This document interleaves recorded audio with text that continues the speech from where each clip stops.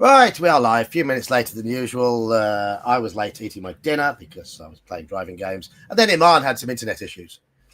And it looks like he's frozen again. Look. Still having, apparently. Yeah. Yeah. So. Truly, well and truly back in Burnley. Yes. Hello, Mr. I'm Baker. doing all right, mate. Hello. How are you? Right. Fine. I might be burping a little because I threw down my chicken burger and chips a little quickly. Nom, nom, nom.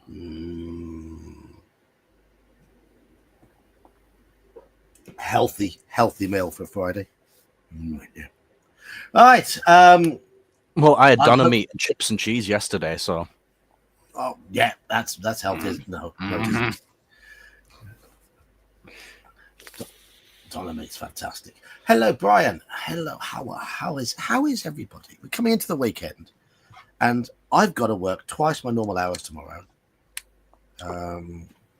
which is a pain. But what would you mean twice your normal hours?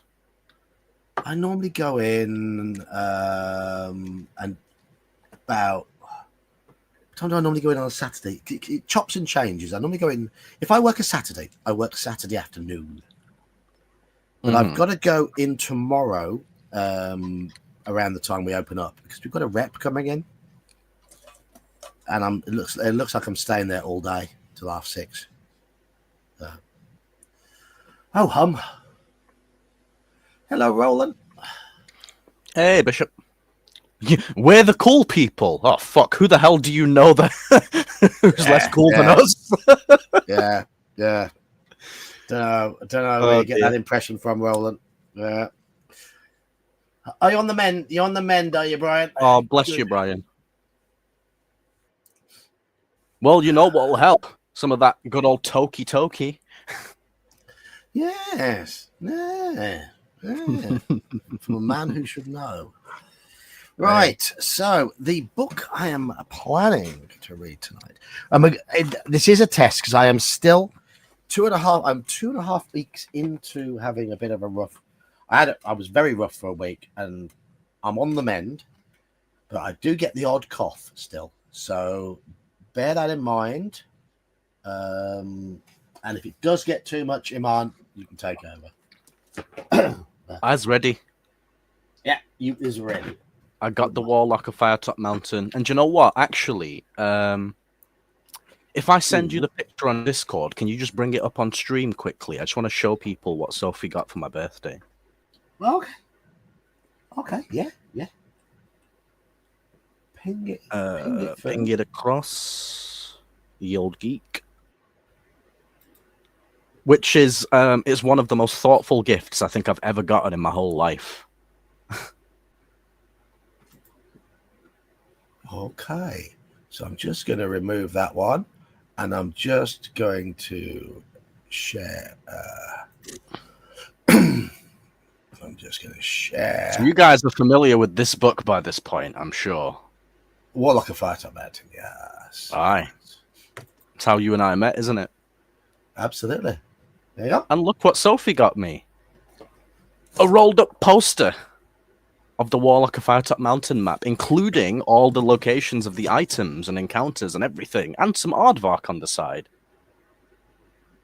So that, fellas, is... Save that picture. We are going to play through it again, and we're going to finally finish it. We failed this one so many times. You have no excuses now, thanks to Sophie as well. None whatsoever. And... you see, there is a junction where you have to go east. Huh. I wonder where that could be. It's... See where you've got... I know where it is. You've got a T-junction with some rooms on the left. Then you go right there, and there's a T... Then you go north, and there's a T-junction with some rooms on the right. Okay? See the T-junction at the top there? You have to go east there. You cannot win the book if you do not go east there. So about a third of the way up the map, yeah, you need to go east there. And every time I've run this online, you've all gone west. Which means we automatically fail. Same as Death Trap Dungeon. You go the wrong way, you can't win. It's just... But then you've got to choose the right way at the next east-west.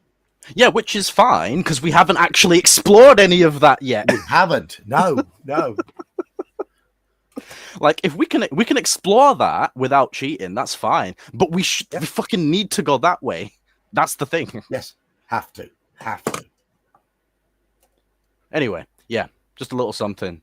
So, thank you to Sophie for that. Yeah. So, I'm just. It was the first book we ever read through together. First book we ever completed together. So. Oh, the cuteness! Iman and Sophie sitting in the tree. Kissing.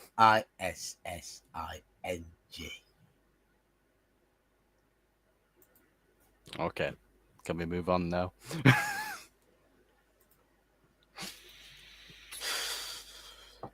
Right, let's get Albert back up. There we are. I sang that. We amount watching the stream instantly dropped from 5 to 4. One person clearly has good taste.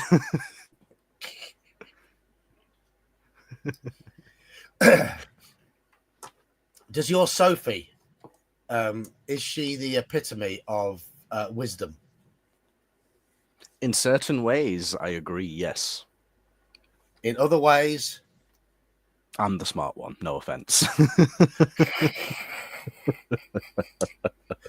we all have little things that we are wise about and unwise about, don't we? The thing is, like, in terms of like intellectual capabilities, I've always been above my age, but in terms of emotional maturity, I've always been below. And that's just tism. Yeah, same with me. Like, I'm intellectually capable of empathy more than I'm actually capable of empathy. Not that I'm not capable of empathy, but, you know. Like, it's easier for me to understand someone's position rather than to feel like it. Okay. Yeah. I would say Does that make sense? Yeah. Obviously, when it comes to family members or Sophie, you know, that kind of love kind of is different then, you know? Yes. But when it comes to, like, you know, general people, it's like, yeah, I don't give a fuck. Okay. Right. Anyway, so we were playing Shakespeare versus Cthulhu. Okay. Or with your cough, it would be Cthulhu. Cthulhu. Yeah. Written by Jonathan Green. It has recently been released through Kickstarter. And as I said before, my name is in the credits at the back as a backer. And it's been quite good so far. We've played through, was it The Midsummer Night's Dream, pretty much. And now we've encountered a few people associated with Romeo and Juliet. Yeah, I mean, I missed half of the stream last time, but I think, yeah, I do vaguely remember something like that. It's like, what do you call it? Like a ballad, but like a written ballad rather than a song one. Yeah. Because it's been a couple of weeks since I've been ill, I will read the last thing I read to remind you where we are. And Please. Then we've already made the decision at the end of this. So we will continue from there. Okie doke. Look out there, you hiss.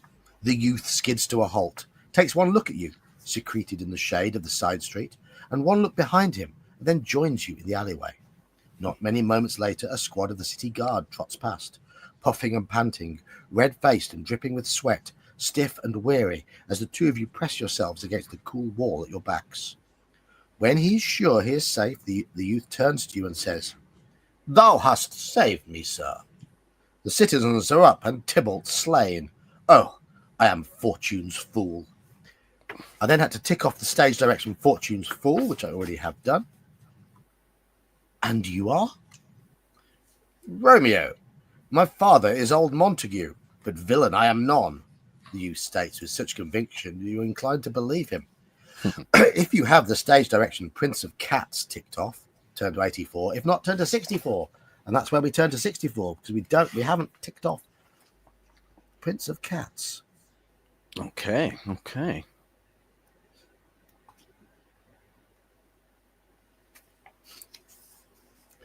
Where will you go now? You ask the youth. I have a friend close by. One Friar Lawrence, he says, pointing at an apothecary's shop on the other side of the street, outside which hangs a sign in the form of a golden sun. I will hide me there. Then hie you hence to Friar Lawrence's cell, you tell him. Will you come with me? He asks you. Do we go with Romeo to visit Friar Lawrence, or do we prefer to leave the town through the north gate?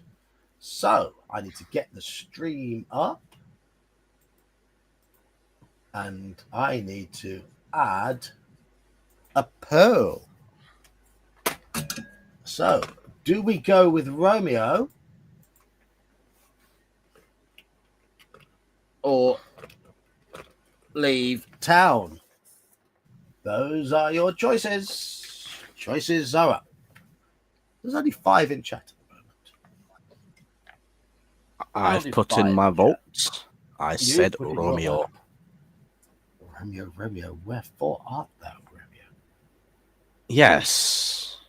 Which doesn't mean where, it means why. Mm-hmm.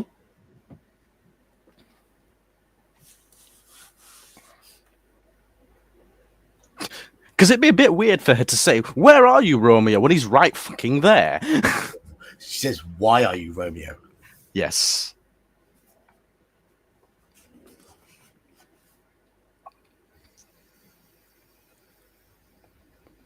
Never did Romeo and Juliet at school, though. I did Macbeth pretty much exclusively for 5 years. I just got unlucky with the classes.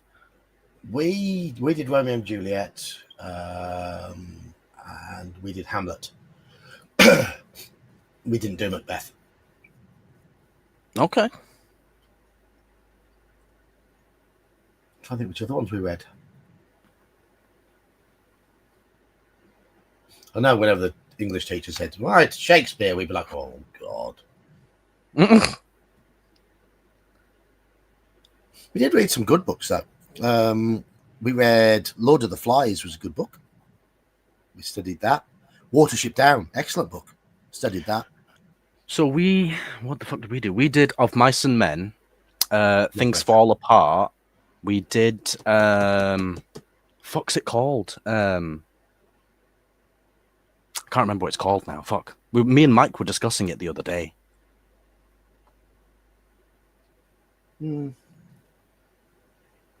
don't remember any of the others. They really hit home with me, I guess. Yeah, I thought Hamlet was good. Well, Things Fall Apart was good because it was basically a story about the African tribes and what happened when the white man came over.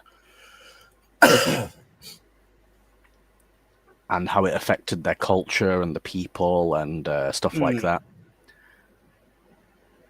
Ironically enough, the white was called Mr. Brown. I remember reading Huckleberry Finn at school.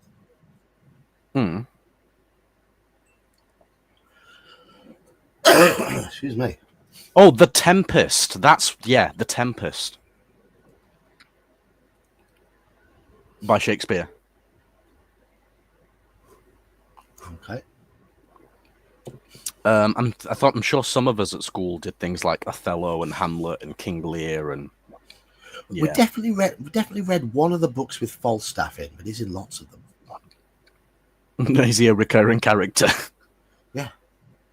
Everyone's saying Romeo, John. So okay. Sorry, my throat is already starting to go dry, so this isn't looking good. Let's...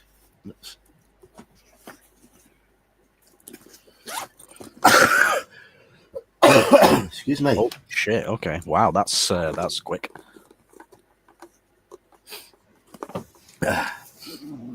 Very well, you reply, and the two of you dash across the street and through the shaded doorway beneath the golden sun sign.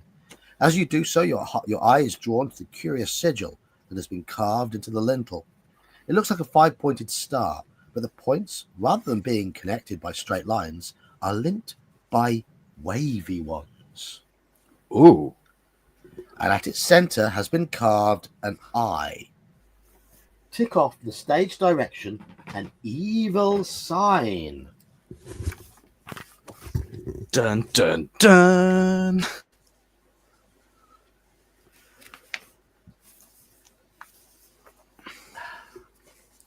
Inside the shop are rows of shelves bearing all manner of earthenware pots and jars, and mortars filled with crushed herbs. More dried plants hang from the rafters, filling the air with their heady aroma, and against one wall stand several charcoal braziers, upon which a series of small cauldrons have been left bubbling. Okay. Now, this next word, I'd imagine in English it'll be a benedicite, but in Latin it would be benedicite.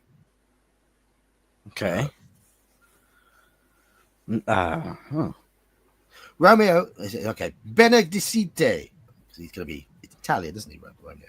Romeo is welcomed warmly by a middle-aged man wearing a friar's habit, and the youth hurriedly relates the chain of events that has brought the two of you here at this time. These violent delights have violent ends, Friar Lawrence muses, when Romeo has told him all about the quarrel in the square that ended in Tybalt's death. But this goodly friend offered me protection when Prince Aeschylus's guards were in hot pursuit, leaving them to go off on a wild goose chase, Romeo explains.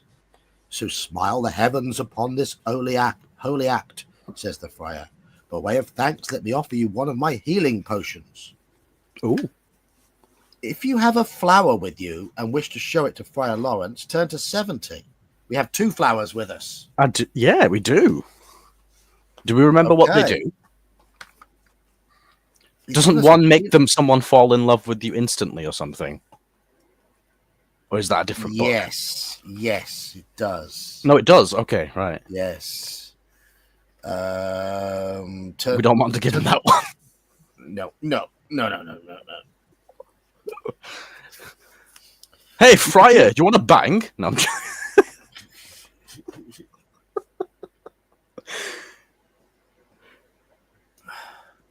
I think it might have been Henry V that we read. You consider flowers you found in the fairy forest. Considering all the plants the friar has in his stores, could a bloom from that magical place be of interest to him? What colour is the flower you want to offer the apothecary? Red, yellow, or purple? So yellow was the lovey one, right? I think. I'm just going off my memory. If that's correct, then We haven't got a red one. We didn't get a red one, so I'm going to put up the vote. We have a choice of yellow or purple.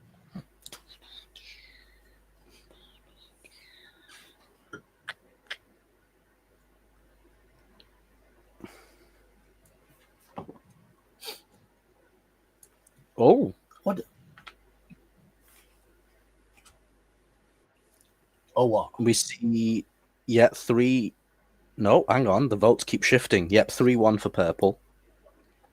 And if Friar Lawrence is overweight, he's a deep fat friar. That's a good one. That's a good one.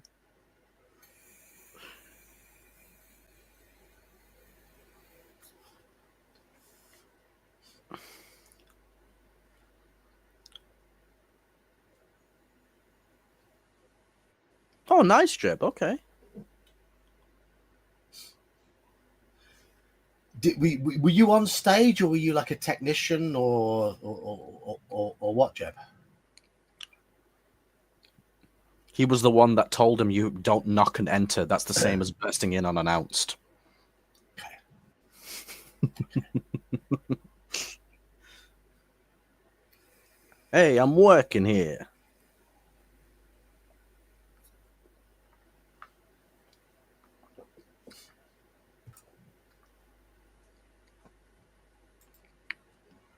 If I seem a bit more cheery than usual, because I actually fucking managed to get some sleep last night. So, well done, you. Yeah, I've had 2 hours for the past week every night, and then today I had 14 hours. So, oh, proper sleep then. I fucking needed it, mate. I was like a zombie, you know.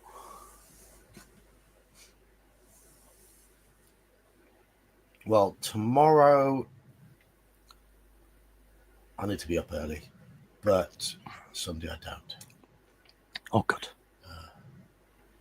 I'll get a lie-in on Sunday morning. So, Purple, 141. purple is one. Okay. Turn to 82.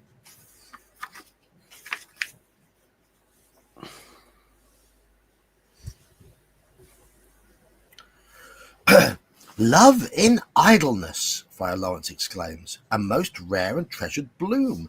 It can be used in the formulation of all manner of potions, and its juice is popularly used as a love philter. But it can be used to far greater effect than that.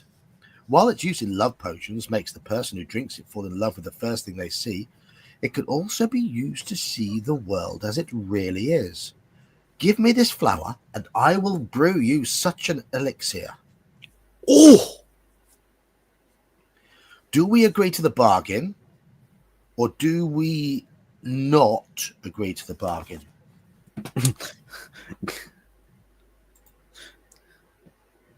Give!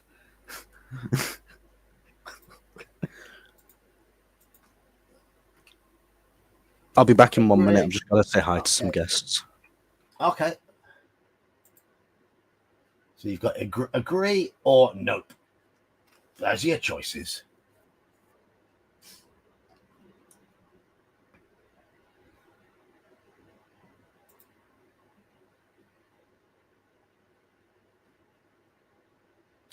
Ah.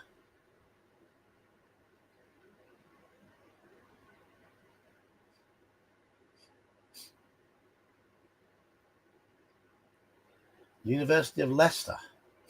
I went out with a girl who lived in Leicester. It's about 50 minutes from my house.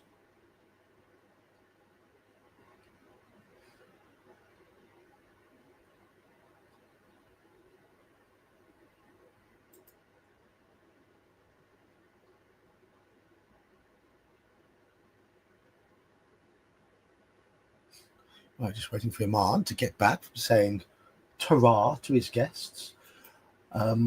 So, do we agree to give the friar the purple flower to make us a love potion? Or do we say, nah, we keep it? This is Friar Lawrence. This is Romeo's mate. 2-1 at the moment for agree. I'm going to be drinking a lot of pop tonight because I have a dickly chest. Ha ha ha! Star Wars professor. So can he explain why Star Wars went down the shitter?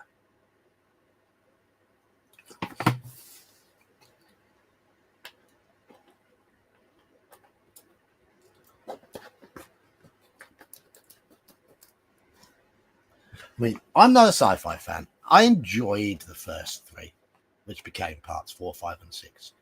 I watched part 1, Phantom Menace, and I haven't watched anything since remotely Star Wars related. Just thought it was nonsense. Well, yeah, I could, yeah. Get him on stream to explain it.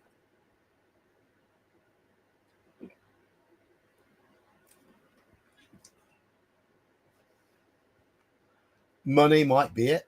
Yeah.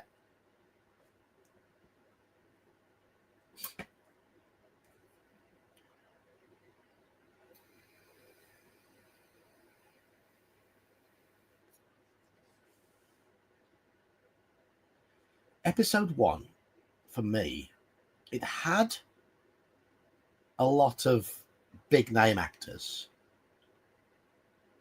But did any of them give a remotely compelling performance? The dialogue was just woeful, in my opinion. Hi, sorry, I'm back. I clicked agree. That's all right. You clicked agree. Okay, we're at 4-2 at the moment. So we agree to the friar's bargain. 100 14. What do you call that in D&D? A potion of true seeing or some shit? Well, there is a filter of love, but there is also a ring of true seeing and a spell of true seeing. Okay. If it was a single use, like a potion, yeah, you could call it a potion of true seeing. Or maybe, I think a better term might be a potion of clarity, perhaps. I was just thinking what the D&D equivalent would be, because it's not like I'm going to fucking know, is it? No.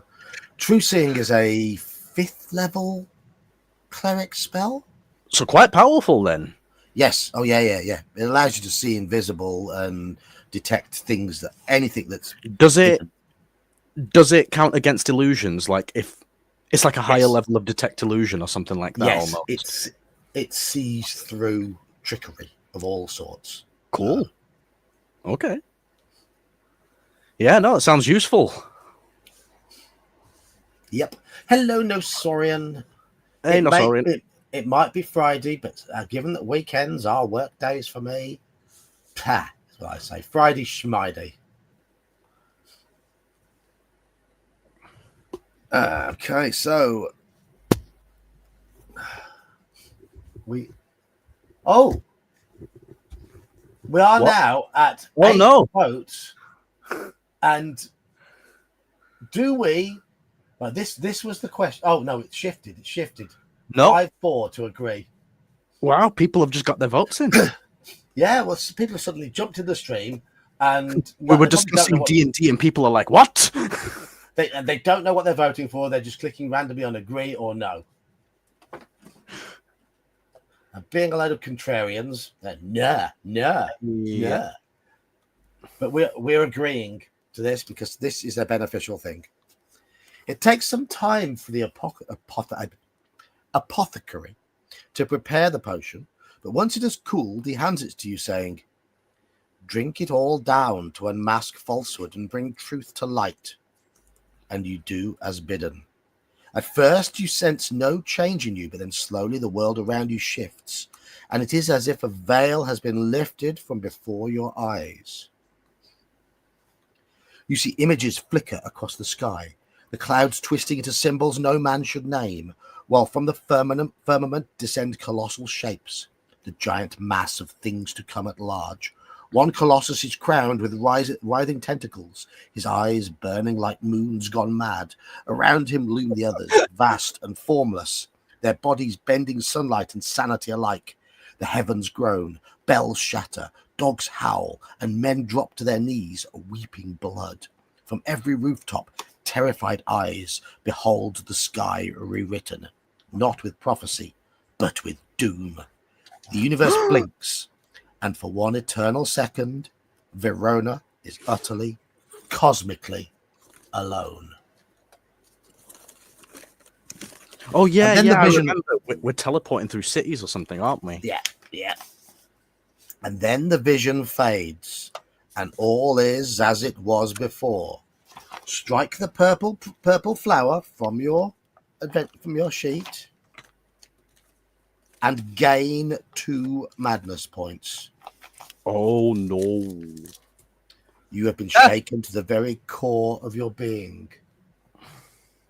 To know that there are ancient gods working behind the scenes to steer humanity, directing the fate of the human race, would drive a lesser mortal to the edge of insanity.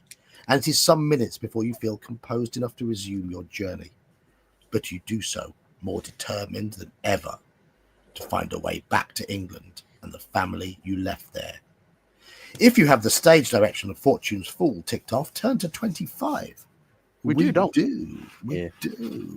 Check out what Barney and Nosorian said. I'm gonna get there in a moment. Right, okay. Classic. I saw a vote option. I voted agree with no information, democracy in action. I voted nope with no information, much like my votes in real life. Yes. Yes. Casting an important vote without full information. Isn't that every single general election that has ever existed? Pretty much. Pretty much. Even if you think they're not lying, they are. They're just lying less than the other person. Yeah.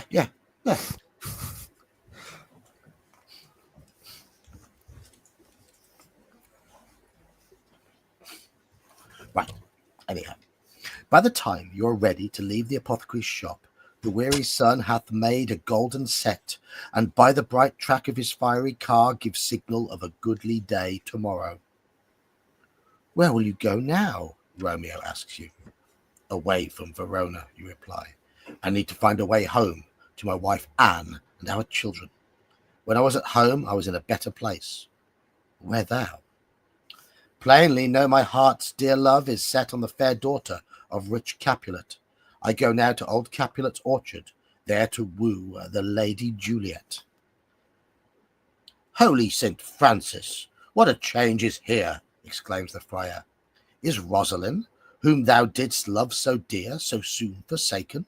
Young men's love then lies not truly in their hearts, but in their eyes. Thou chidest me oft for loving Rosalind. I pray thee, chide not. She whom I love now doth grace for grace, and love for love allow. The other did not so. Then Romeo addresses you. I would win her with fine words, but my tongue-tied muse fails me. Come with me now, and speak on my behalf. But you are a Montague, and your new love a Capulet, the friar rails. Two households, both alike in dignity, from ancient grudge break to new mutiny, where civil blood makes civil hands unclean. Do we agree to help the lovesick youth, or do we think it's wiser to leave Verona as soon as possible? Okay. Who's clicking on the love thing? I saw one of those little hearts appear. Ah, so do we help Romeo, or do we try to leave Verona?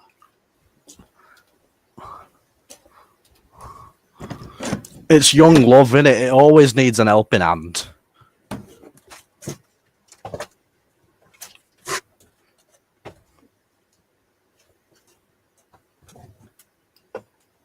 Hello, Halakar.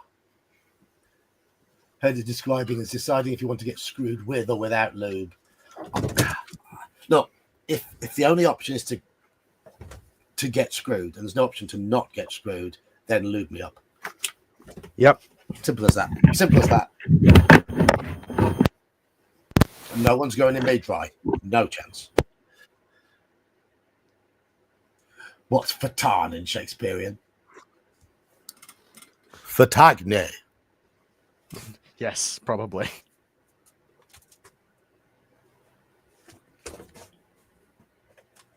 Just make it sound a bit more Latin.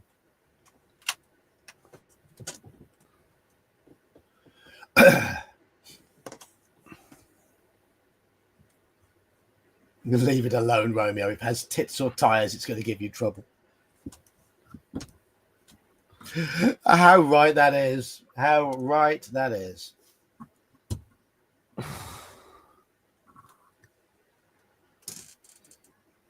I could have done with some advice like that, you know. Life.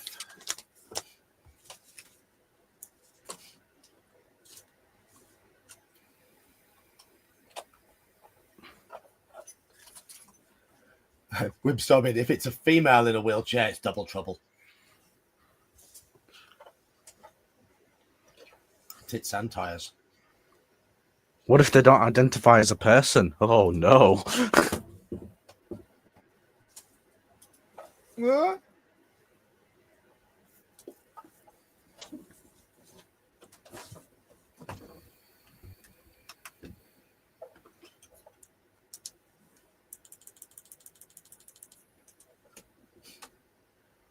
So, what we doing? Oh, it looks like people are voting to leave.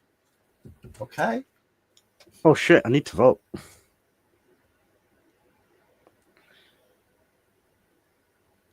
I vote Romeo. Haha, now I have made it 50-50. Oh shit. No, I have. Haha. You get. Right. Hey, it happens to me. Yeah, we have focus, young man. Indeed. So we're going to have to sit and wait for one more vote, don't we? I mean, do we help Romeo find true love, or do we just bugger off and leave him? I didn't just vote that to make it 50-50. I actually voted to help him because I want to. What was your old car your first love, Halakar?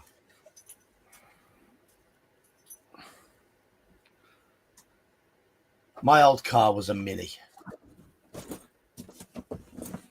Built, I think it was built late 68, registered early 69. Oh, wow. That's older than you. Yeah, 998cc engine. It was white with a black roof, painted to look like a Mini Cooper. Didn't go like a Mini Cooper. Well, what's the difference between a Mini and a Mini Cooper? The Mini Cooper was the performance version. Oh, okay. You had the Mini Cooper and the Cooper S. Oh, I know the Cooper S is like the fancy, top of the range one. Yeah. If you look at the old school Cooper S's, they had a 1275 engine. They went very quickly through the revs at low speeds. They were very nimble.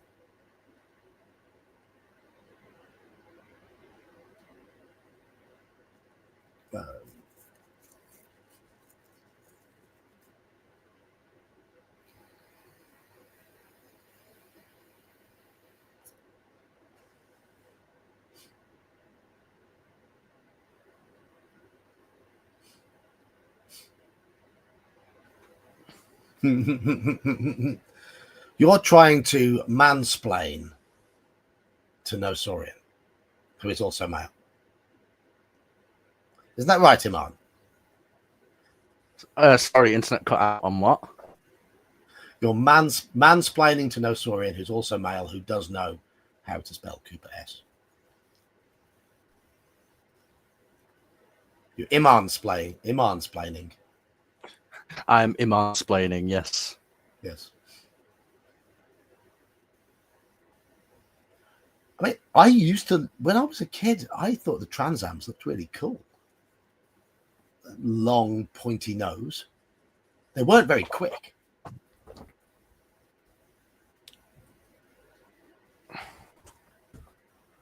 Right, we're going to get any more votes.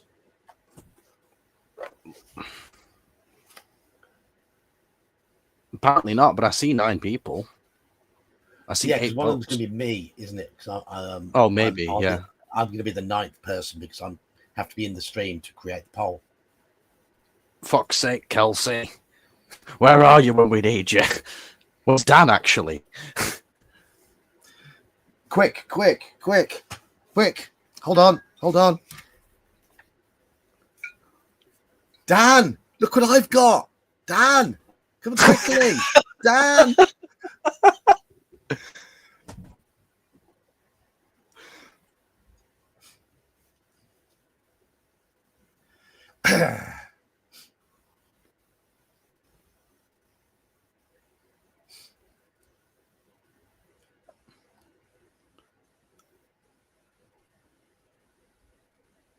Might be rolling. I'm not sure.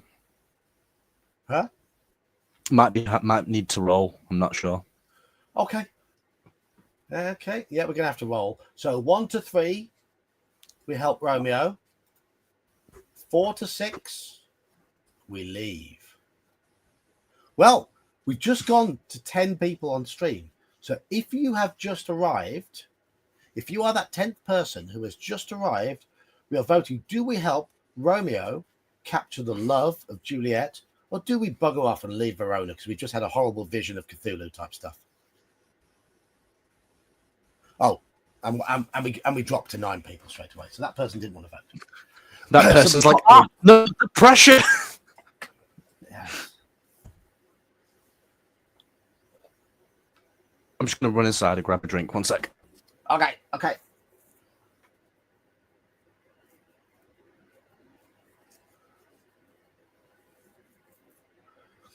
Right, we are going to roll. 1 to 3, help Romeo. 4 to 6, leave. There we go. Help Romeo. 1, 6, 5.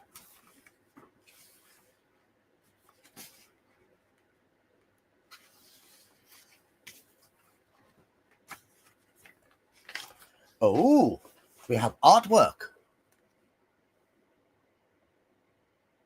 Juliet at her balcony.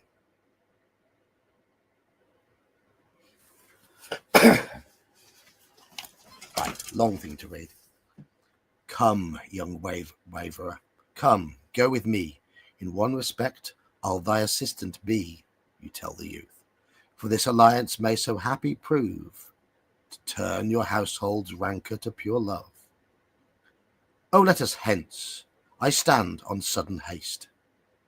Romeo leaves the apothecary's shop, through the small sunlit courtyard that lies behind it, and you follow.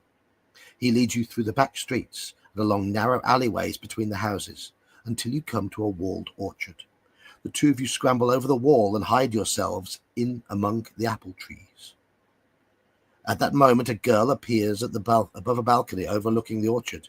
Such is her beauty, she doth teach the torches to burn bright. But soft, what light through yonder window breaks? Whispers Romeo beside you.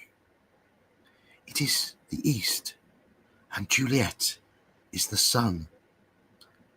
Oh, Romeo, Romeo, wherefore art thou, Romeo? The girl suddenly cries, although you do not think that she knows the two of you are hiding in the garden. Deny thy father, and refuse thy name, or, if thou wilt not, be but sworn my love, and I'll no longer be a Capulet.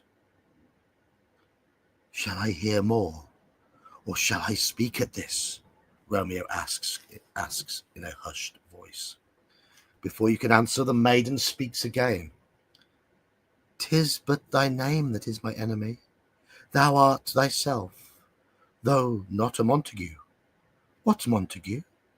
It is nor hand, nor foot, nor arm, nor face, nor any other part belonging to a man. Oh, be some other name. What's in a name? That which we call a rose by any other name would smell as sweet. So Romeo would, were he not Romeo called, retain that dear perfection which he owes without that title. Romeo, doff thy name, and for that name which is no part of thee, take all myself. Then, parroting the words you give him, Romeo addresses Juliet. I take thee at thy word. Call me but love, and I'll be new baptized. Henceforth I never will be Romeo. What man art thou that thus bescreened in night so stumblest on my counsel? She replies, clearly surprised. By a name I know not how to tell thee who I am. My name, dear saint, is hateful to myself, because it is an enemy to thee. Had I it written, I would tear the word, Romeo declares at your direction. My ears have not yet drunk 100 words of that tongue's utterance, yet I know the sound. Art thou not Romeo, and a Montague? And so they continue in this fashion, back and forth, until, lecherous as a monkey, Romeo climbs an apple tree, and from there swings himself up onto Juliet's balcony, and the pair of star-crossed lovers disappear into the lady's bedchamber. Oh, your work here is done, and so you leave Verona under cover of darkness, though parting is such sweet sorrow, and make it to the river unseen. Several ships are moored at the docks there. One of the ships, a large galleon of black oak, is preparing to cast off, and just before the sailors can pull up the gangplank, you board the vessel. Tick off the stage direction, star-crossed, and turn to 121. Star-crossed. Okay, that is ticked off. So, chat. Well, I was reading that long thing then. What were you up to? Oh, talking about cars? Yes. Offie. I know that's an Offenhauser, isn't it? They raced those at Indianapolis in the 50s and 60s. Snap out of it, boy.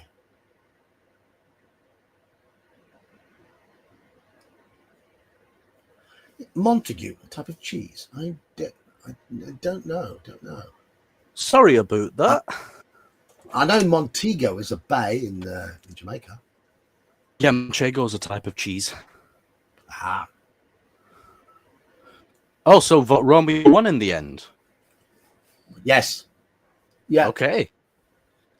Well, I rolled, and then we had another vote as well. So. And it was both Romeo. Yeah, both Romeo. So we've he's now currently banging Juliet. Go on, laddie. Get in there. Yep. The last we saw of him, he climbed into her room and disappeared. So He disappeared inside. I mean, what? we have just allowed 2 underage teenagers to get it on. Yeah. Such is the, underage and unmarried, more importantly. Yes. We have just encouraged sin, chat. Okay. Turn to 121. Cosmic horrors are indeed about to start.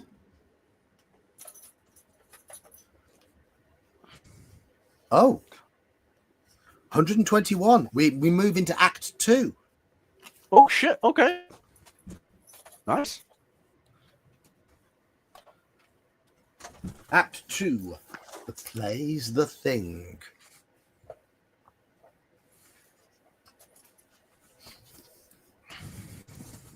When the crew challenges your presence on board, you tell them you are a merchant of Syracuse.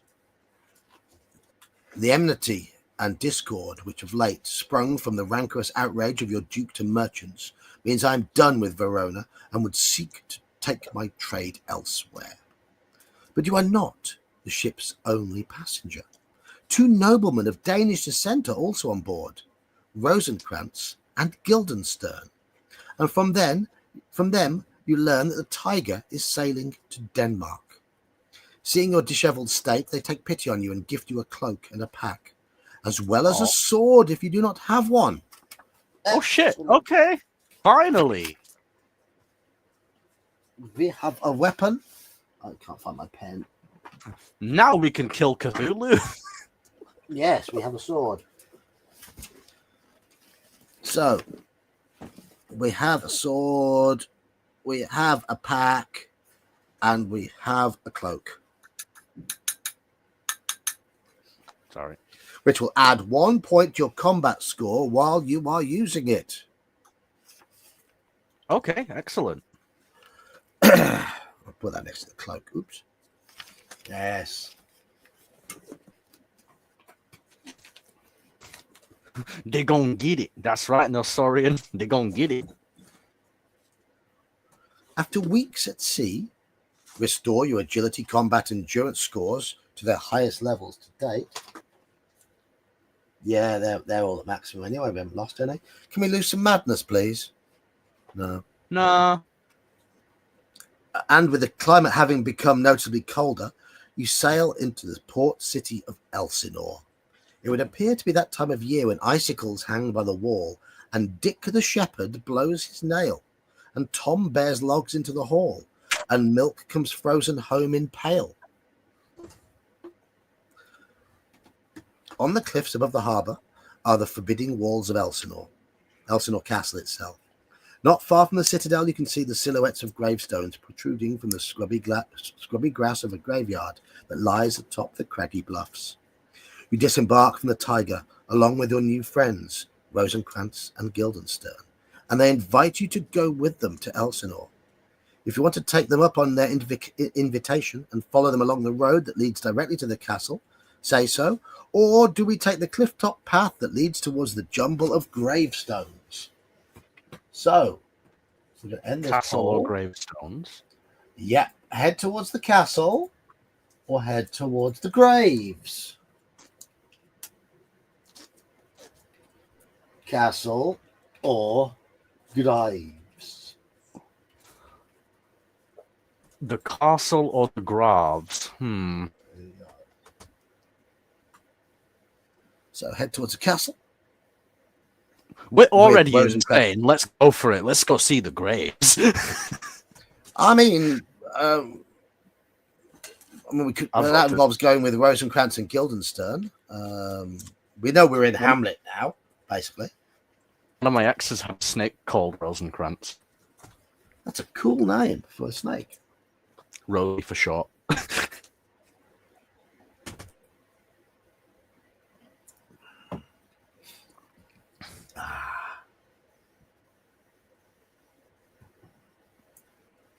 Well, Ozzy Osbourne had a similar lyric, didn't he? All you children of today are children of the grave.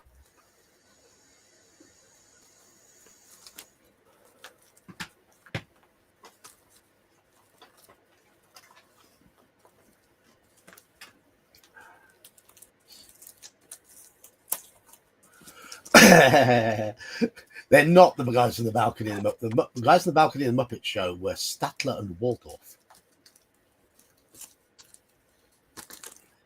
So there. It was a Black Sabbath song, yeah. Well done.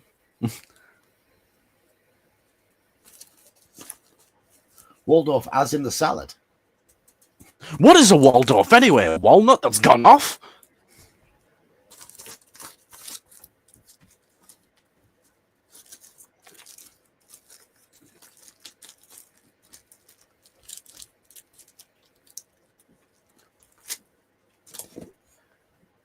Right, it looks like Graves are winning.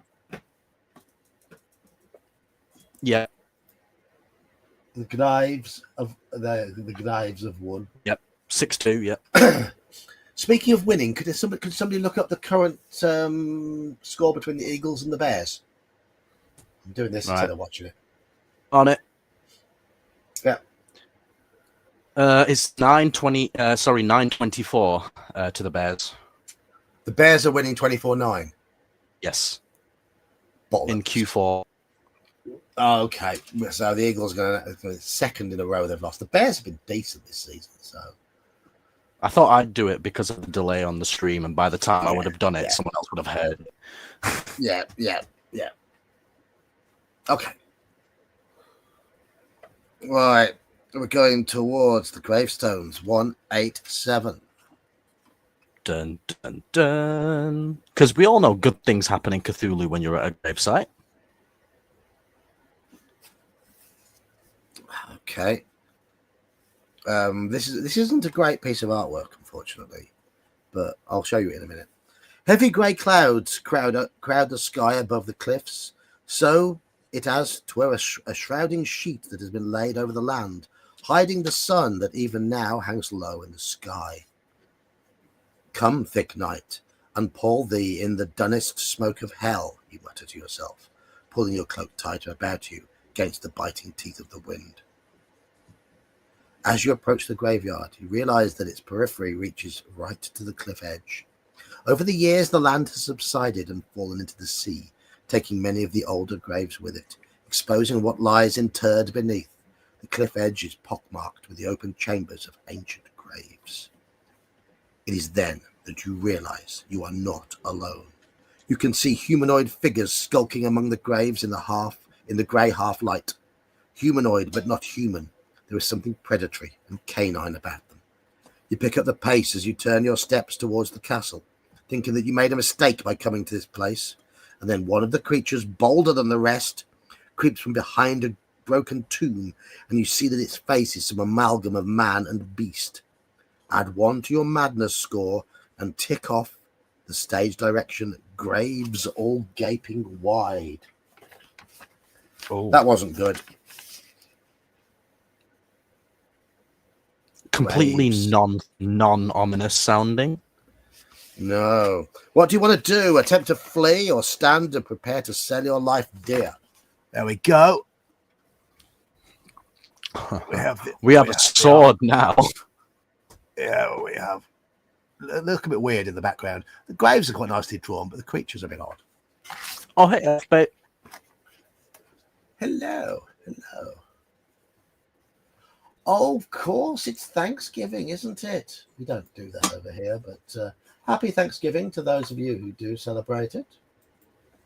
Yeah, Anne sent a picture in the group chat of the Thanksgiving table meal.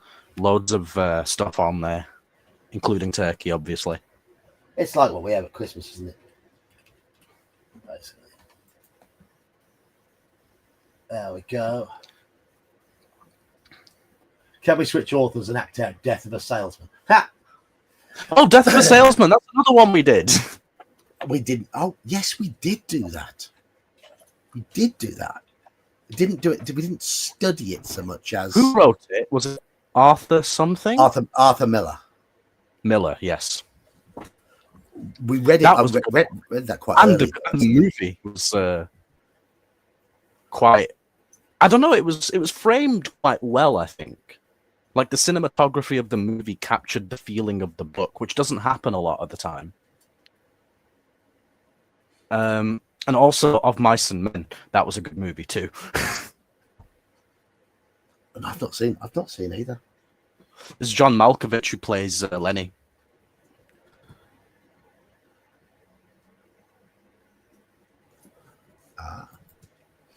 He's the big one, isn't he? Yeah. And it's Gary Oldman, I think, who plays the other guy. George. Did you know? Yeah, did you know that Gary Newman is older than Gary Oldman? What? No way.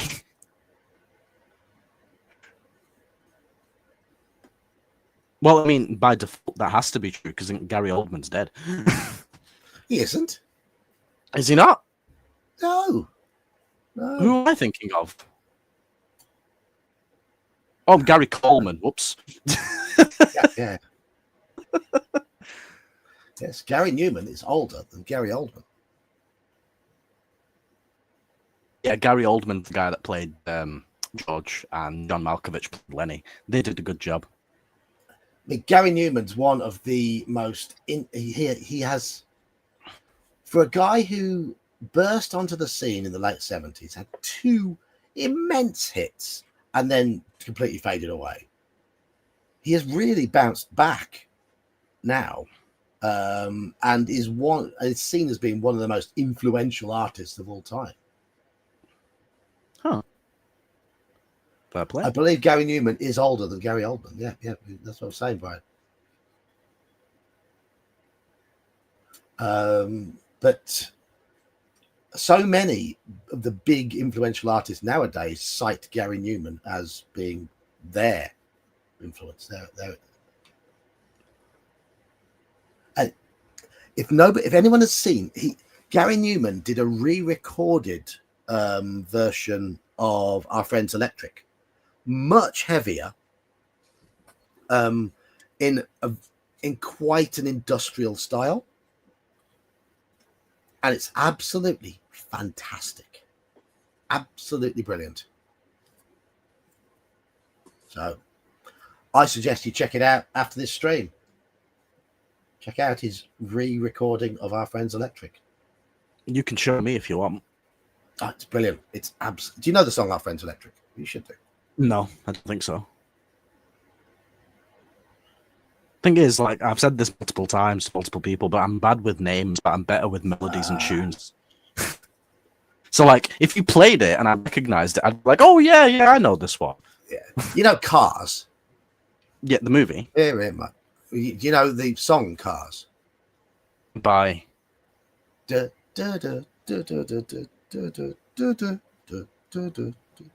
Here in my car, I feel safest of all. Oh yeah. Okay, yeah. That's Gary Newman.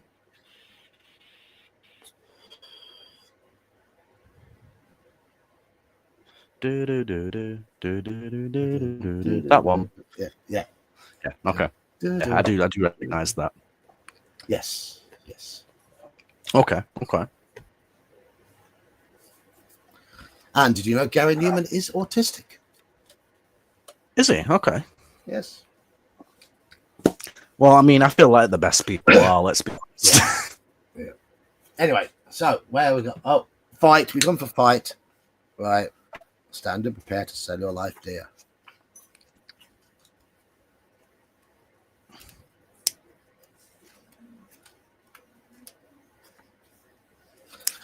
Cry havoc and let slip the dogs of war, you declare, as the inhuman hunters emerge from the broken tombs to surround you. Do we want to use the penis mightier, or do we not?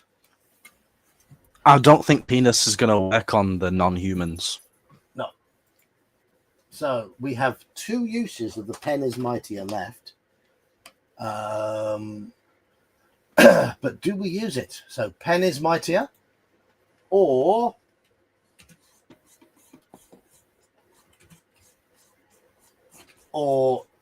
no penis? Yes, he does. Yeah, he flies planes. I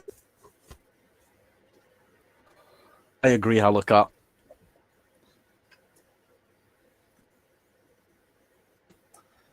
Oh, Halakar.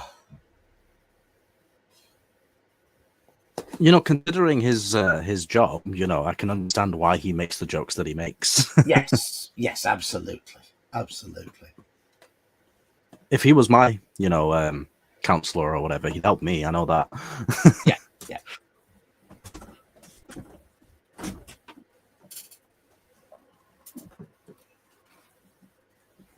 You're getting back to your usual self, Halakar.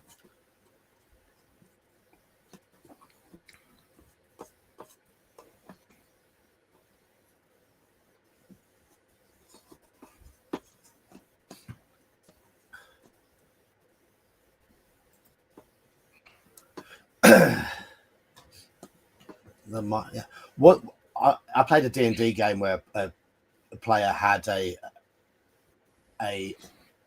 first edition AD&D magic user based on the character of Old Greg from the Mighty Boosh.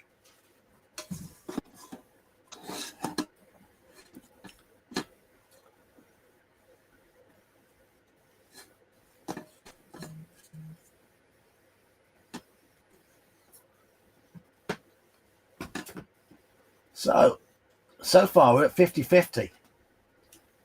4 people want the pen is mightier. 4 people want to not use. They want to hold on to the pen is. Yes, we do. Yes. We are tied then, aren't we? We are tied.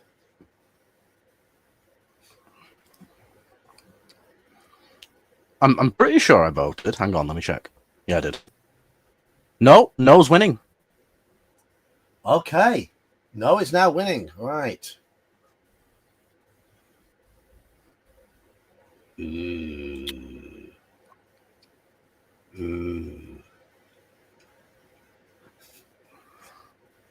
He wasn't playing the part of Han Solo in a Star Wars remake.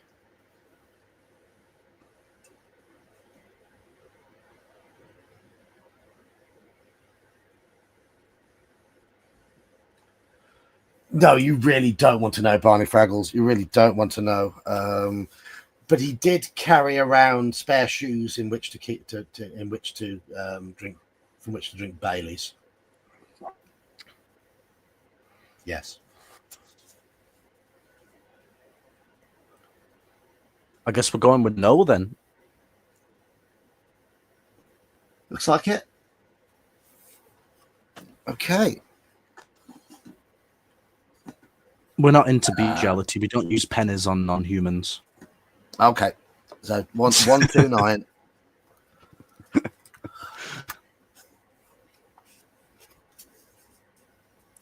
Okay. 3 of the horrors break from the circle and close in on you. After all, dogs must eat. They have canine snouts and are covered with tufts of bristly hair. Their limbs are long and their bodies hunched, their vertebrae and ribs clearly visible beneath their emaciated flesh. By weaving among the tombstones, you manage to keep them at bay and are able to fight them one at a time. In this battle, you have the initiative, which means we start off with a +1 to our combat. I just want to check the combat rules. Okay. If we tie, it's our first combat. If we tie, there's a slightly different rule than in previous ones. Right. Okay. Right. I need to get myself a book to lean on.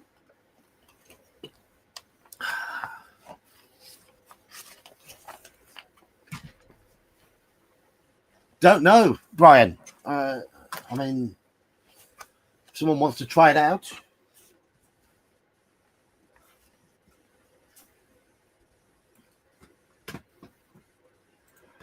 Okay, Iman, you're rolling for the ghouls. I'm rolling 2d6. for us. Yes, please.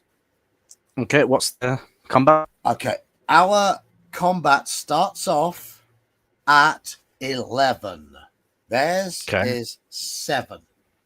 Okay. Oh, God. Win for us. Win for us. That's good. So his endurance drops from 7 to 5.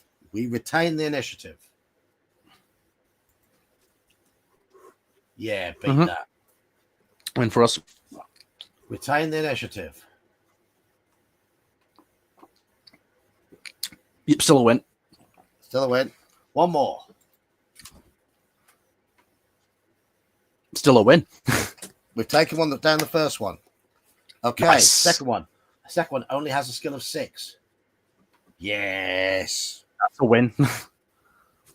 Wow, 4-5. Fucking hell. That's still a win. 7th. 5-point disadvantage. Yep. So it's down to 2 stamina. Yes. That's a win. The last one has combat of 7. 4-point disadvantage. It's a win. Keep going, dice. Keep going. That's a win. That's a win. Yep. We good. Yep. We just took him out. Easy peasy. Clean sweep. Clean sweep. Easy peasy. 209. You know the saying, easy peasy lemon squeezy? Yeah. I heard or I saw on the internet like one for lime, but it's like the opposite. So instead of something being easy peasy lemon squeezy, it's hard lime, difficult time. I thought it was quite funny. Anyway. An eerie howl echoes across the cliff top, and the creatures encircling you suddenly all look towards the source of the sound. Then a moment later, accompanied by a chorus of yelps and guttural growls, they lope away into the encroaching night, vanishing between the broken tombs, no doubt returning to the subterranean tunnels beneath the charnel stones from whence they first came. You have no intention of following them, and head at speed in the direction of the castle instead.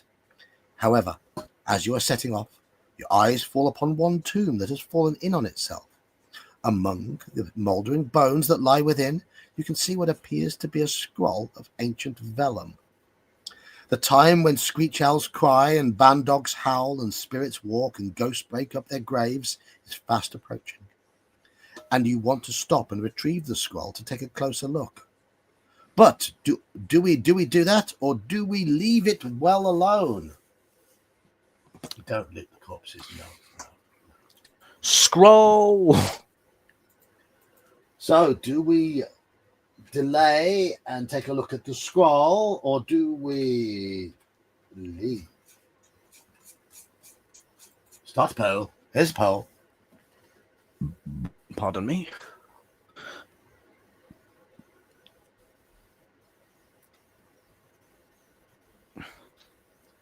We do what the youth do these days. Doom scroll. Mm-hmm.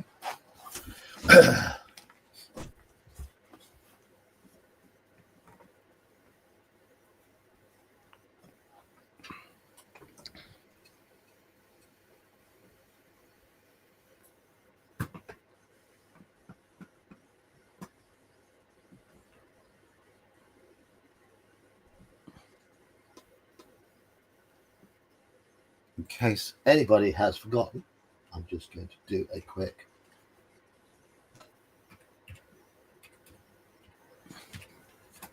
that ta ta. Oh no, he has summoned the Demi-Lich. Yes, yes, yes. Wait, where is it? There it is. Took a while there.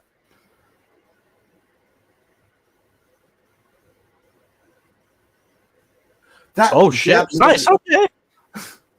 That would be absolutely fantastic in D&D, wouldn't it?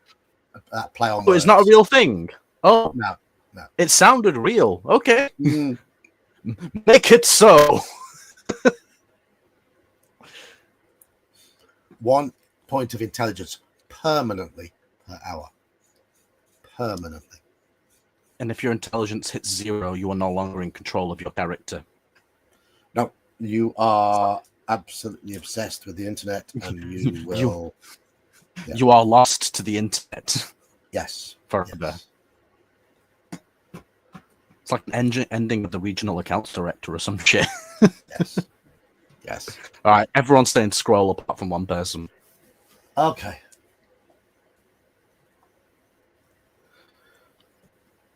Turn to 152. We become you mean, Halakar? Haha.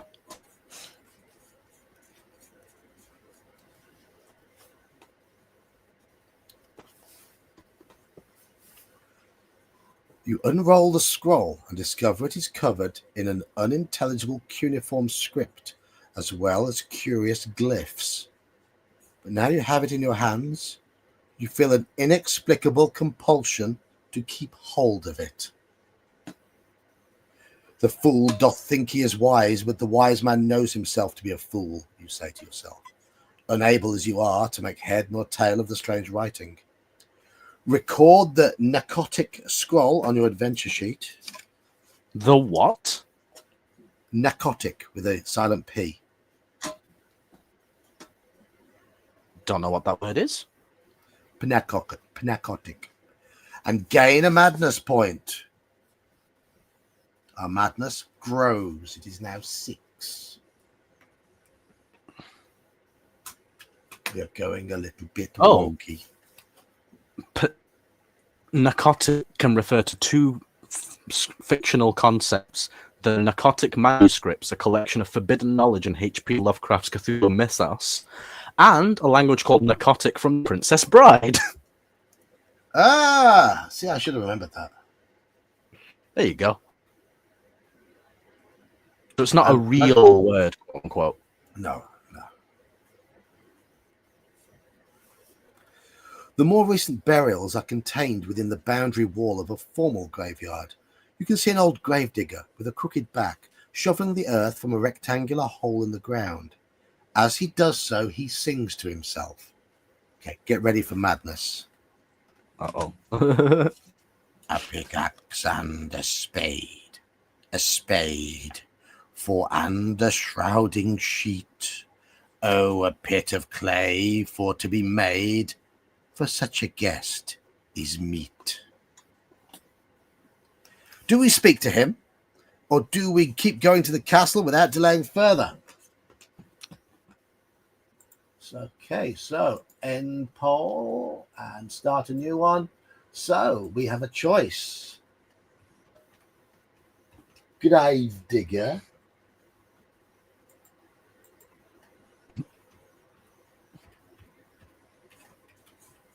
Gravedigger or castle. Those are our choices.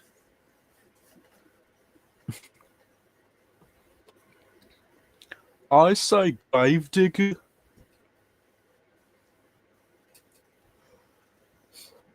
Yes, Brian, we did find that artifact. But we have it safely encased. And I'm intending to use it against some friends of ours. Sneaky Geeky turns into Trolly Geeky. Yes.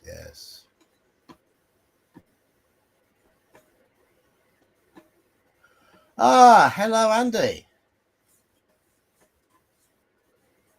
Oh, hey, Andy.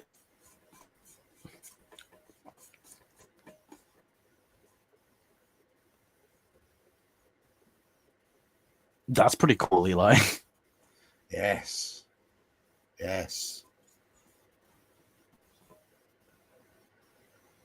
So they weren't quite the hear no evil, see no evil, speak no evil monkeys. They're quite the opposite. Hear evil, see evil, speak evil.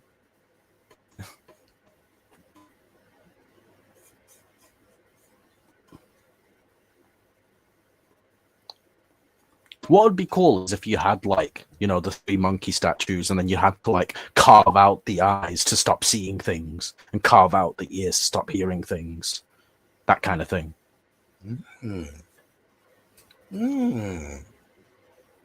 See, my brain works. I've been a GM. Only briefly, but still. You have? Yeah. You've And now I've got run... another lot of victims for next Saturday.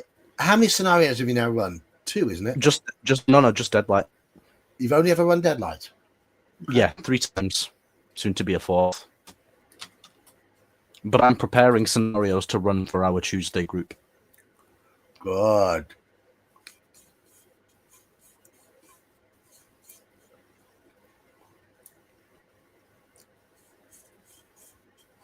They cast it into Mount Doom. Lich dust is also a thing. Is it? I wouldn't say traumatized by the Munchkins in the Wizard of Oz. What did traumatize me when I was a kid?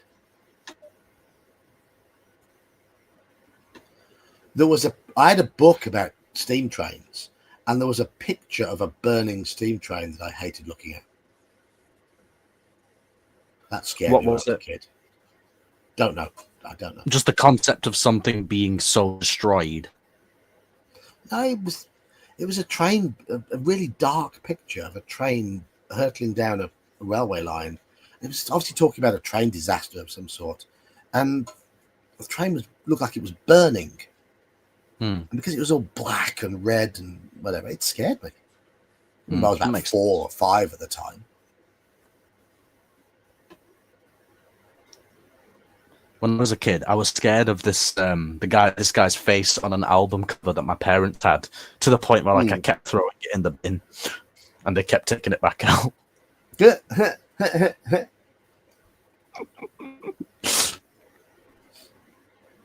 Yes. But to be fair, if I showed you the face, you'd be like, yeah. To be fair, most kids who look at that would probably be creeped out. So yeah. He just had that face. I don't know how to put it, but he had a face, and you had an imagination. Well, let's say he had a face that when you look at him, you wouldn't have some positive thoughts about what kind of person he would be, if you get my drift.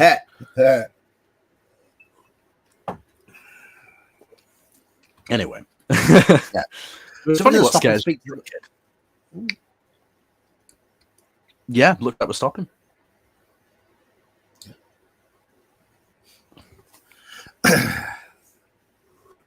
Chatter discussing the lovely topic of ground up mummy bones. Delightful.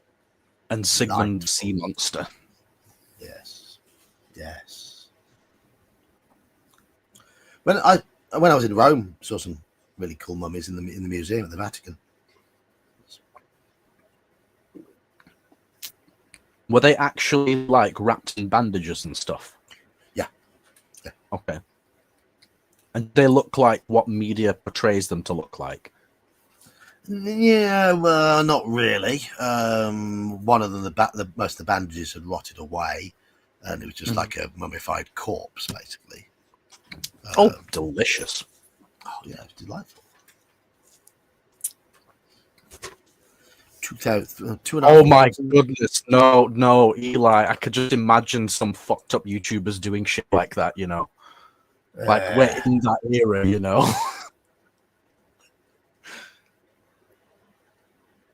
Hey guys, so today we're gonna be unwrapping. No, I can't. What man dost thou dig it for? You ask, peering into the half-excavated grave. For no man, sir, the gravedigger says. What woman then? For none, neither. Who is to be buried in it? You press him.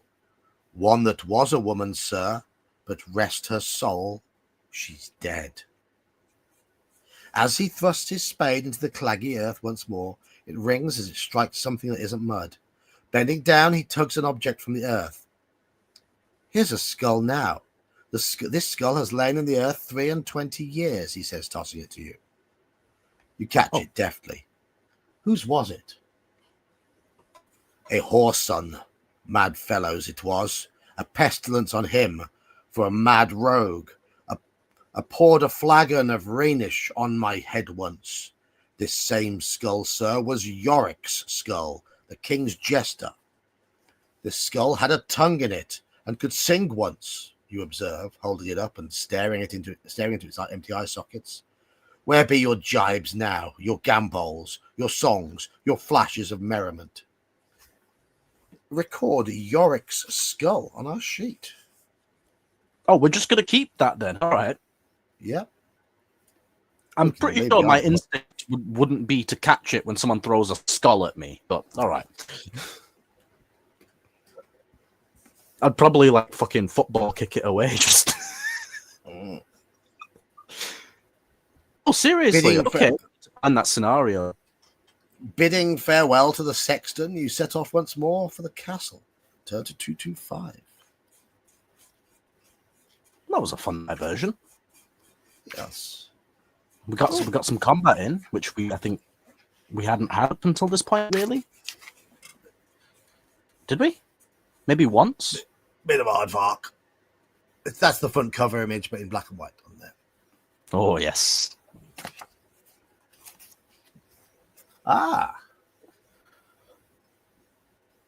Call of Cthulhu scenario that kicks off with mummy unwrapping.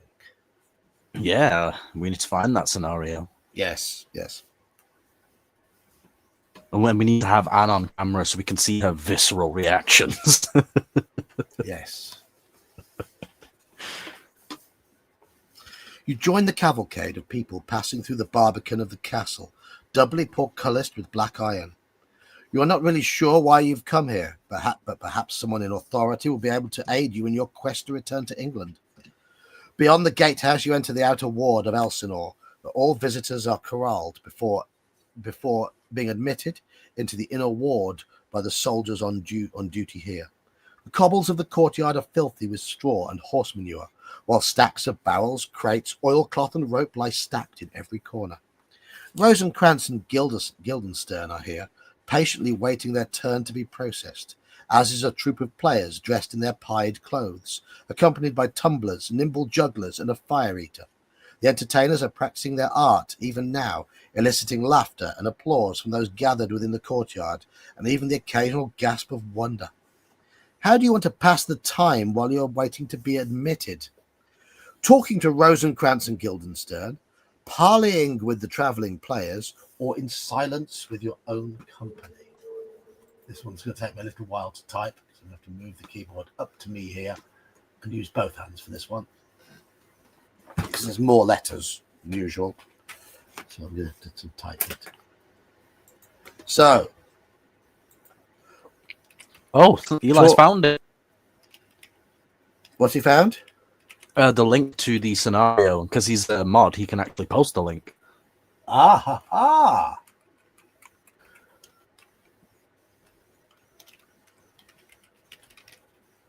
Talk to Rosencrantz and Guildenstern.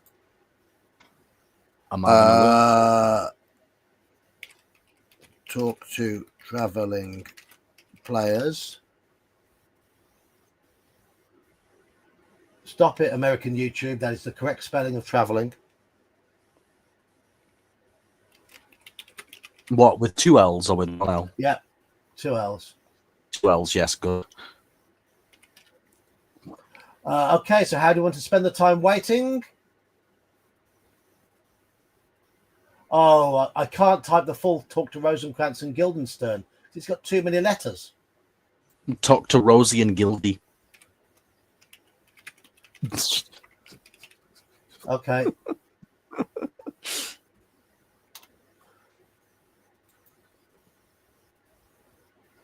Okay. Keeper will be Oh. literally ready to run this in 10 minutes. Okay, so it's quite an easy to prepare scenario.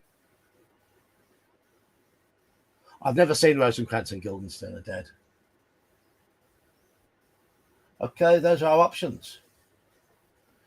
Hello, Richard. I might have to have a look at that, Eli. It's only $3.49, and that's dollars. Or is that pounds? I don't know. But either way, it's cheap. The Mummy of Pemberley Grange. Okay. Okay, we're 6-2-2 for talking to Rosie and Gildy. Okay.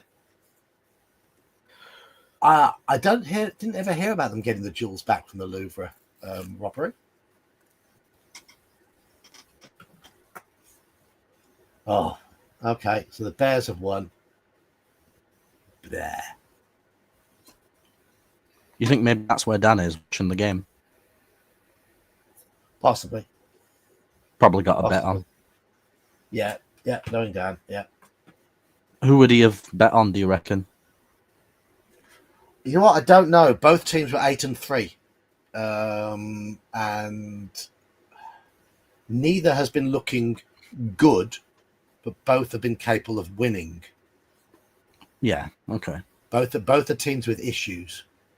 Well, 8-3 is like a decent ratio, you know. Oh, it's a really good record. They both have had really good seasons, but neither have been convincing in the slightest. Cheers, Eli. I appreciate it, mate. Nice one. So we're going to talk to Rosencrantz and Guildenstern. Maybe I could run this Mummy of Pemberley Grange thing for you guys. If it's maybe, yes. It sounds British, so that would be quite marvelous, I think. Well, I don't know if the names will help you, the people who wrote it, but it's Alan Carey and Nick Holland. Don't know them. No. No, okay. Approaching the two. Carry on. Go on. I was just going to say, whatever it means by that, it's a best gold seller. So, okay. Approaching the two noblemen, you address them. My excellent good friends, how do ye both? As the indifferent children of the earth, Rosencrantz replies. Happy in that we are not over happy, groans Guildenstern. On fortune's cap we are not the very button. If you have the stage direction, Graves all gaping wide ticked off, turn to 147. We do. We do.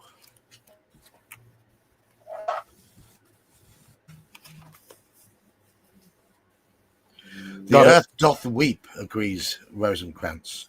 The world's poor people are amazed at apparitions, signs, and prodigies, whereon, with fearful eyes, they have long gazed, infusing them with dreadful prophecies.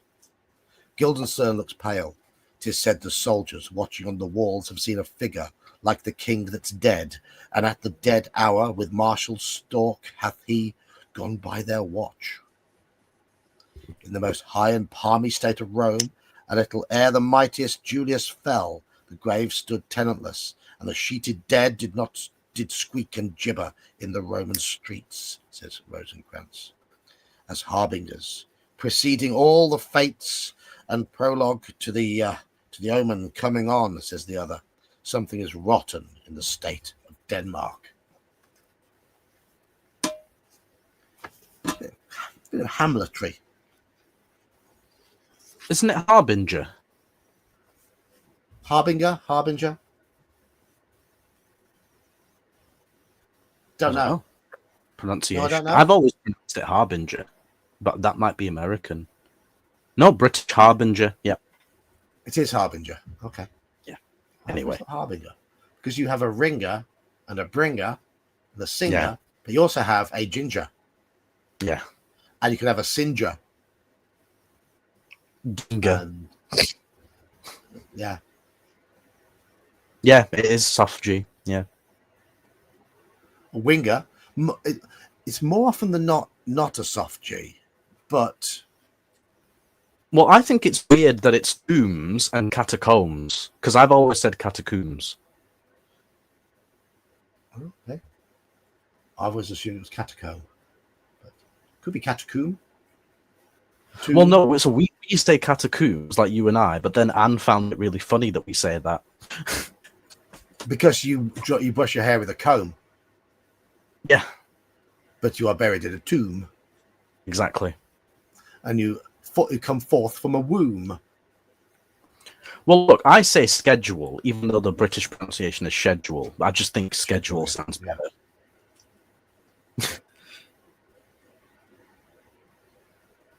Okay, right. Anyway. We started being pedants and then more people popped in. Yes. Yes, exactly. Yes. Pedantry began and chat filled up.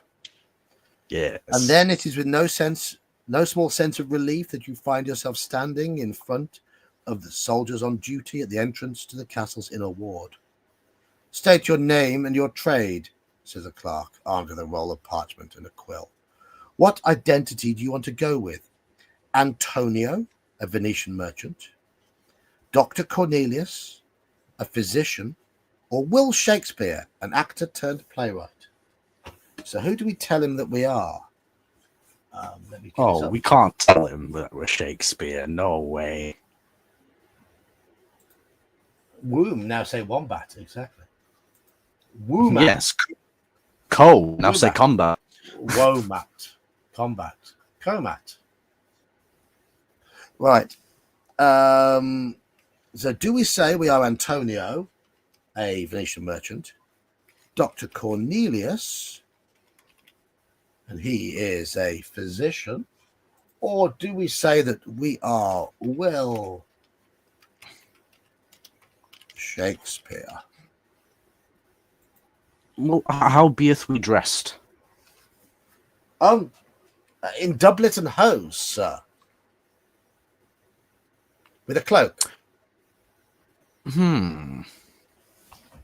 More fitting of a playwright.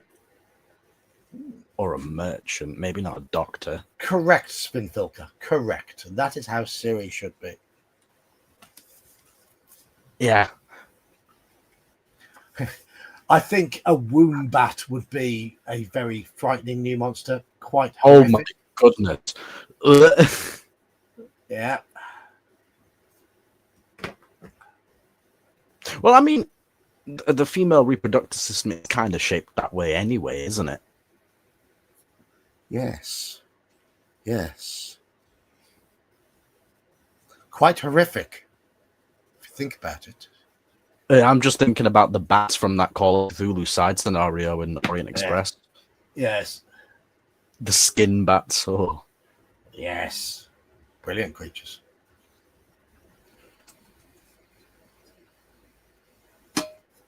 Spoilers for Orient Express and those who haven't played but are interested, but you won't know where.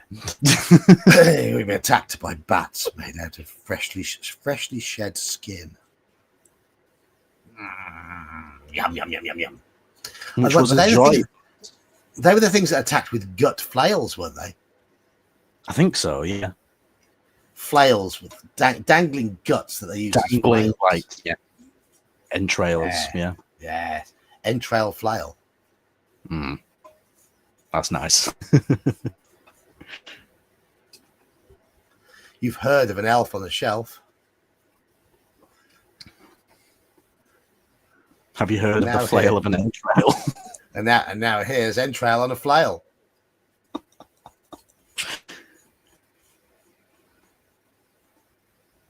I just think of the Boris Johnson thing where he's wearing a Christmas hat and it says, you've heard of elf on a shelf, but have you heard of twat in a hat?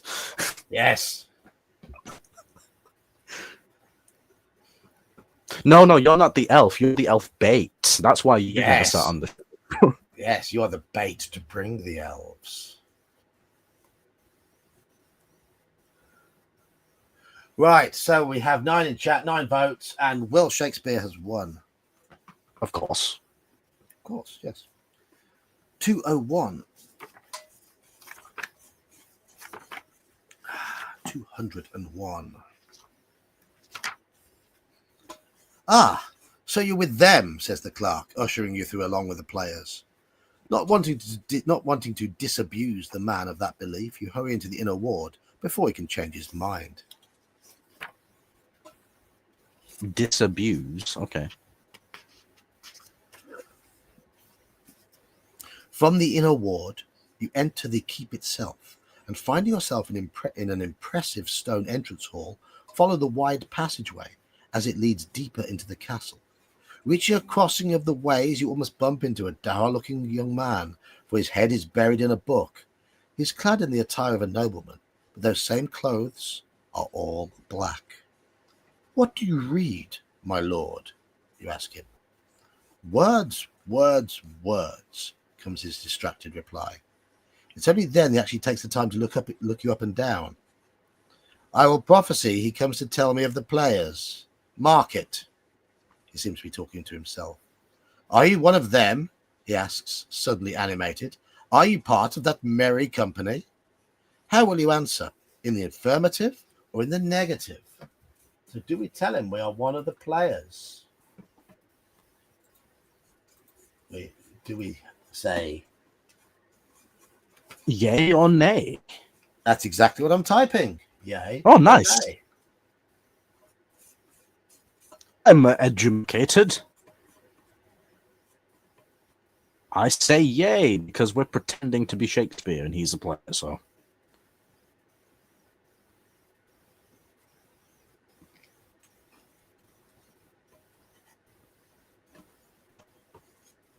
Ah.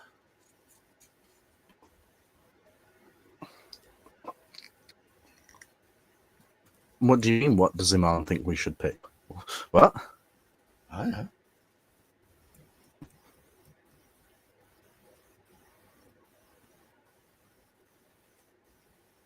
I mean, I said yay.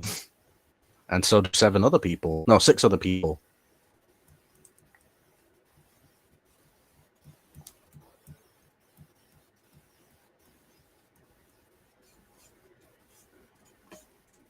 We say yay, sir. Okay, well, yes, it looks like yay has been.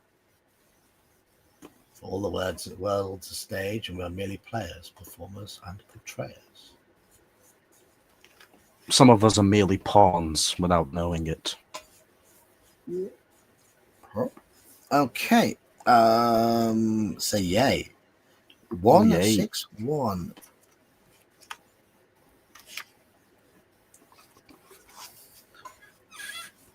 "You are welcome, master," says the young nobleman. "I am glad to see thee well.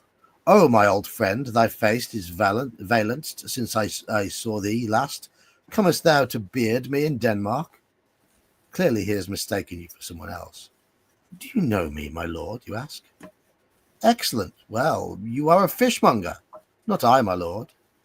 Then I would you were so honest a man." "Honest, my lord?" "Aye, sir, to be honest, as this world goes, is to be one man picked out of 10,000. "That's very true, my lord." "Will you walk with me upon the battlements now the moon is up?" "Lack to what end?" "2 nights together, Marcellus and Bernardo on their watch in the dead vast and middle of the night were thus encountered. A figure like my late father appears before them, with solemn march goes slow and stately by them. Thrice he walked by their oppressed and fear-surprised eyes. I will watch tonight, perchance 'twill walk again. Will you join me? Do we go ghost hunting with the young man, or do we decline his offer?" Yeah, let's do it. Now, this is going to be the last one we do on tonight's stream because I have to get up for work in the morning. Sorry, Aww. all. Boo, boo, hiss. Hunt ghosts or decline. Yeah, I've got to be up for work. We've got a rep coming into the shop, so I've got to go in 3 or 4 hours earlier than normal on a Saturday. Which is a bugger. Important visit. Yep. It's an open day. Lots of freebies being given away and stuff. Oh. Drum up a bit more business, hopefully. Yeah, that's the idea. It's the Vapresso rep. So. Oh, nice. Okay, yeah. Well, I did place the order, so. Oh, yeah. Yeah, everyone wants to hunt ghosts. Okay, so when we continue, we are going to be continuing from 100 and 51 to go ghost hunting. Splendid. Splendid.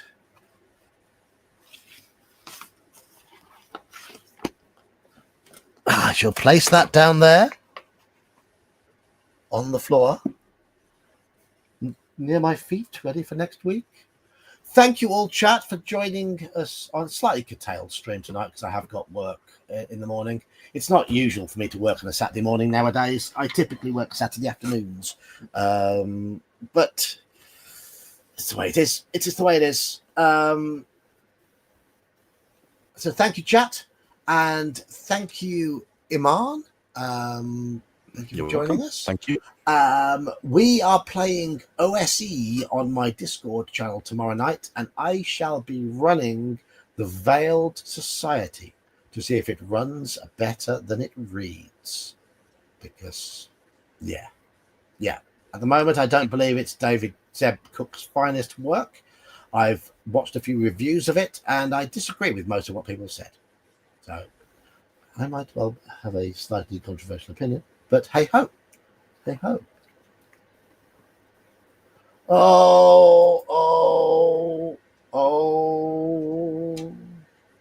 Well, the plan is to run it tomorrow, and I don't think Castor's going to be available either. So, well, we shall see. Jeb, in order to review it, I'm going to try and run it as close to written as possible. But I can see it doesn't work as written. But I will try to do it as close to written as possible in order to be able to give it a fair crack of the whip to see if it actually runs. But yep.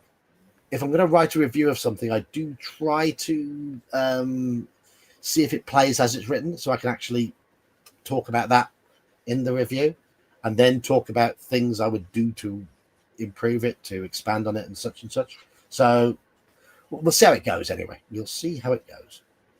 Anyhow, I'm going to get off, and some of them do. It's always better that a DM does put their own stamp on it and twist a few things. So I think Sinister Secret of Saltmarsh works very well as written, apart from the fact you haven't got a village. You've got to build that bit yourself if necessary. I wouldn't say all the ones in that series work perfectly as written. I think UK2 and UK3, the Sentinel and the Gauntlet, work beautifully as written.